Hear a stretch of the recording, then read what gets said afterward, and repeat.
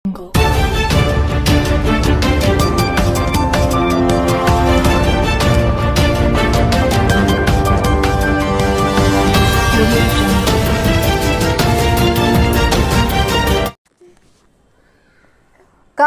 జరిగిన ఉగ్రవాదుల దాడికి నిరసనగా కొవ్వొత్తుల ర్యాలీ. శ్రీకాకుళం స్థానిక సూర్యమహల్ జంక్షన్ వద్ద నుంచి 7 రోడ్ జంక్షన్ వరకు కాశ్మీర్లో జరిగిన ఉగ్రవాదుల దాడికి నిరసనగా కొవ్వొత్తుల ర్యాలీ. ఈ ర్యాలీలో అనేక వందల సంఖ్యలో జనం వచ్చి భారీ నిరసన కొవ్వొత్తుల ర్యాలీ పాల్గొన్నారు.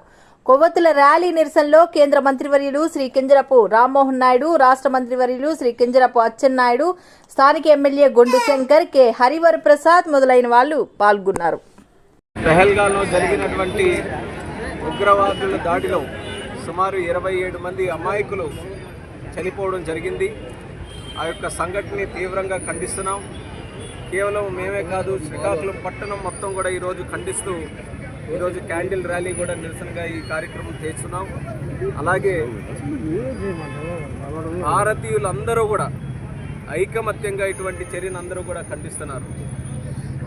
పిరికిపంద చర్య, అమాయకుల పైన దాడి చేయడం, ఉగ్రవాదానికి భారతదేశంలో ఎక్కడ కూడా చోటు లేదు.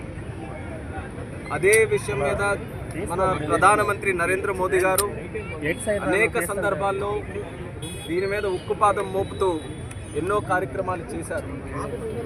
అయినప్పటికీ నిన్న జరిగినటువంటి సంఘటన ఎంతో మనసుకు కలిచివేసే విధంగా, ముఖ్యంగా మన ఆంధ్రప్రదేశ్ రాష్ట్రం నుంచి 2 వ్యక్తులు, కావలి నుంచి మధుసూదన్ గారు, అలాగే శ్రీకాకుళం చెందినటువంటి వ్యక్తి విశాఖపట్నంలో నివసిస్తున్నటువంటి చంద్రమౌళి గారు, వీళ్ళిద్దరూ కూడా టూరిజంగా వెకేషన్ మీద అక్కడికి వెళ్ళడం, కుటుంబ సభ్యులందరితో కూడా వెళ్ళడం, ఈ యొక్క సంఘటనలో చిక్కుకొని ప్రాణాలు కోల్పోవడం అనేది చాలా బాధ కలిగించేటటువంటి విషయం.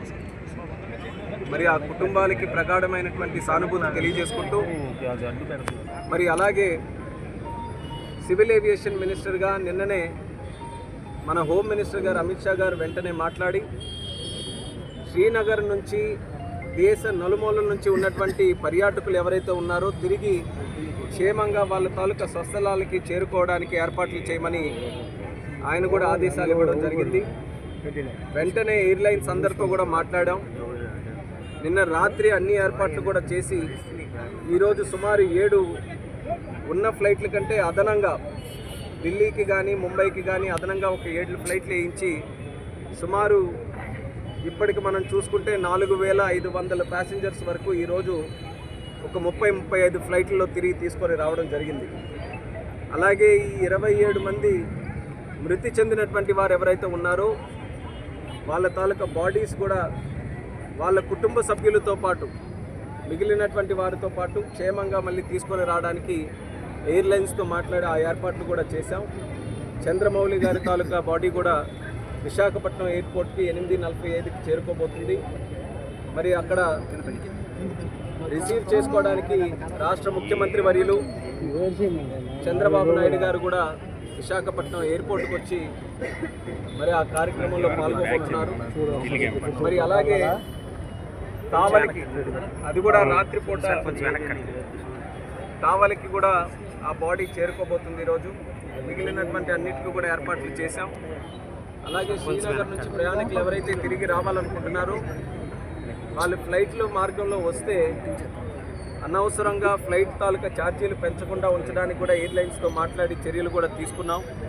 శ్రీనగర్ ఎయిర్పోర్టులో కూడా అక్కడ ఉన్నటువంటి ఎయిర్పోర్ట్ అథారిటీ ఆఫ్ ఇండియా అధికారులతో మాట్లాడి అదనంగా ఏర్పాట్లు, ఫుడ్ కానీ వాటర్ కానీ వాళ్ళకి ఎటువంటి సహాయ సహకారాలు కావాలన్నా అక్కడ అన్ని రకాలుగా కూడా ప్యాసింజర్స్కి చూసుకునే విధంగా కార్యక్రమాలు కూడా అక్కడ ఏర్పాటు చేయడం జరిగింది.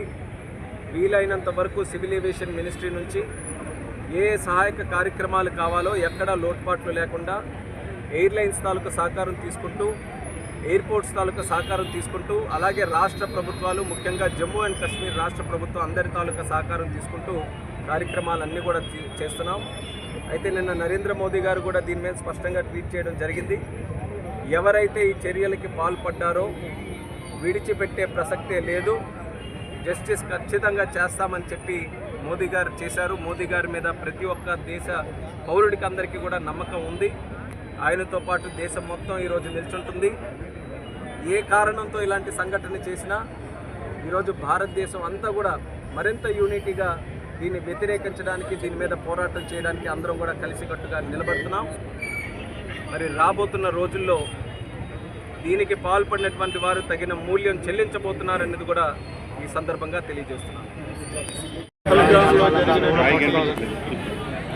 ఉగ్రవాదుల దాడి ఇది ఒక పిరికి పంద చర్యగా నేను భావిస్తున్నాను. సంబంధం లేనటువంటి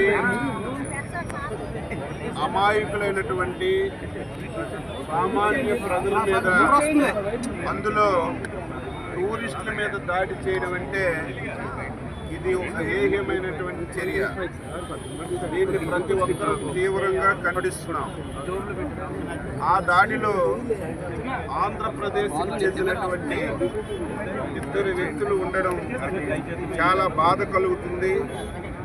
అందులో చంద్రమౌళి అనే వ్యక్తి మన శ్రీకాకుళం పట్టణానికి చెందినటువంటి వ్యక్తి కావడం మరీ మాకందరికీ బాధ కలుగుతుంది.